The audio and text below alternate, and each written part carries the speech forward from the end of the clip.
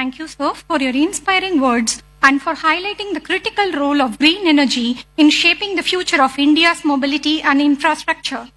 Now, I request Dr. Chandrasekhar Pemmasani, Honorable Minister of State for Rural Development and Communications, Government of India, to address the gathering.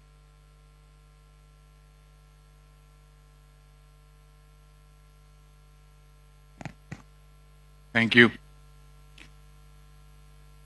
Honorable Chief Minister of Andhra Pradesh, Sri Nara Chandrababu Naidu garu, a leader who not only transformed Andhra Pradesh, but also inspired an entire generation of policymakers, including myself, across the country. And Dr. V.K. Saraswatji, Honorable Member Niti Ayog, whom I have just seen how deeply passionate about this renewable energy, and Sri K. Vijayanandanji, Chief Secretary, Government of Andhra Pradesh, who has longest experience in electricity and energy, and all the founders of this university, distinguished guests, including elite industrialists, entrepreneurs, researchers, innovators, media, and everyone, thank you. Welcome to the gathering. As we gather here in Amravati, the future visionary capital of Andhra Pradesh, we stand at the threshold of a transformative era in energy. We are at a decisive crossroads where the climate change is accelerating, global fossil fuel reserves are dwindling, and the demand for clean, sustainable energy is rising faster than ever. According to the estimates, by 2040, India will be the largest consumer of energy.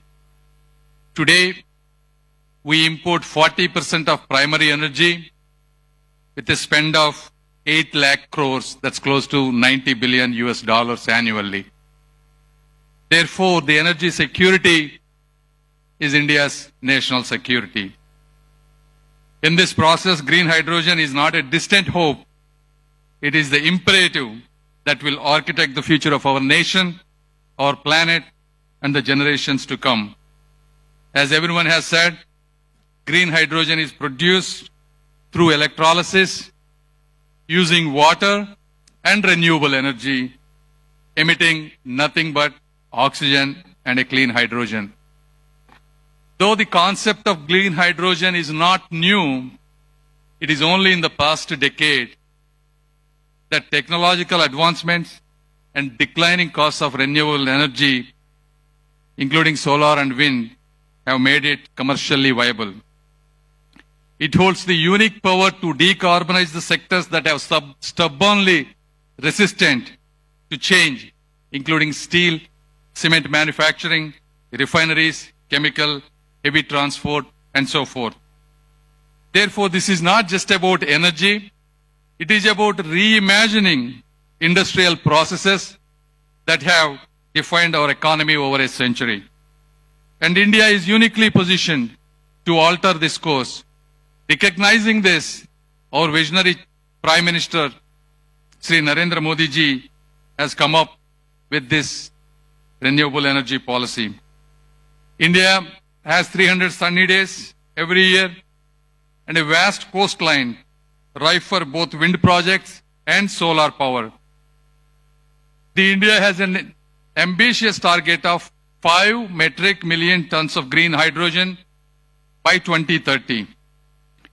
Therefore, the government of India has given a budgetary allocation of close to 20,000 crores.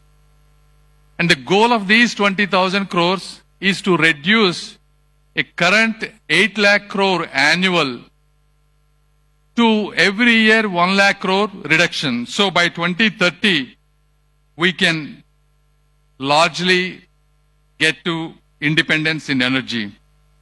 Recognizing this national mission, and our Honorable Chief Minister, who is another visionary leader, wanted to take Andhra Pradesh to be the heartbeat of this hydrogen hub. If you look at his past history, when the India was going through national energy crisis in 1999, he introduced bold power reforms despite political repercussions. No other chief minister has dared to do these kind of reforms other than Sri Nara Chandrababu Naidu garu. And these reforms laid the foundation for the state's energy advancements today, reducing cost through solar and wind integration. His vision transformed Telangana into a global height and innovation hub today. He is replicating the same today with the Amaravati as a technology-driven capital by coming up with innovative ideas, Quantum Valley and probably Hydrogen Valley soon, along with sports cities, defense clusters, things that are rarely be seen by many other leaders other than him.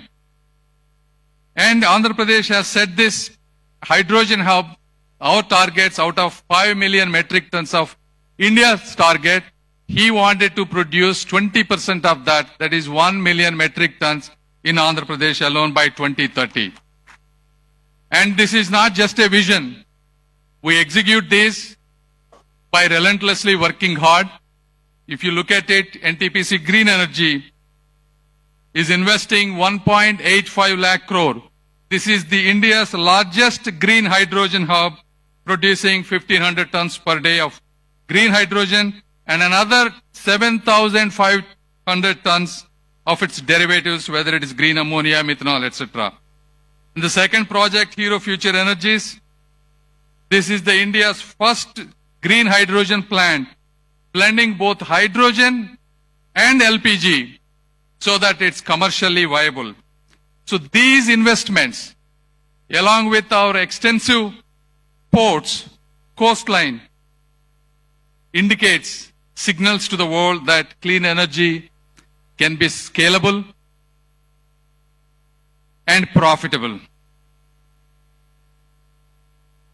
Though, as our previous members have said, there are challenges. Cost is an issue. Globally, green hydrogen costs around $3 to $6 per kg, compared to gray hydrogen $1 to $2. Scaling up electrolyzer efficiency has been a challenge. India water scarcity is an issue. To produce 1 kilogram of green hydrogen, you need 9 liters of fresh water, and India's water requirements are doubling. Therefore, this is when the innovation is really important.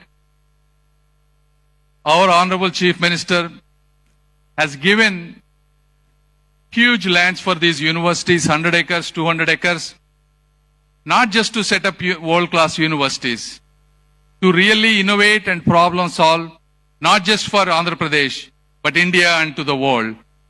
I mean, these are beautiful universities that were built with large investment, and we appreciate and thank the university. But at the same time, all these challenges, you look at the America, the Harvard, Stanford, Yale, these are the universities that solve large human problems. And we want SRM, WIT, and all the universities that are establishing here want to be the same way or probably better than them in the generations to come. And we have to solve these. What are the solutions, right? If you have the water scarcity, how can we do electrolyzers using salt water? How can we create lightweight storage? How can we create breakthrough in fuel cell chemistries? So these are all the things that both the industry, universities, and our government is always willing to do policy changes, whether it's tax breaks, subsidies, and the draft integrated plan of 2024. All of these must come together. With these right investments and government policies, we can create jobs and provide power to the rest of the world. And this is our moment to lead, to leap, and to leave a legacy. And I once again thank you for everyone being here and inviting me for this important conference. Thank you.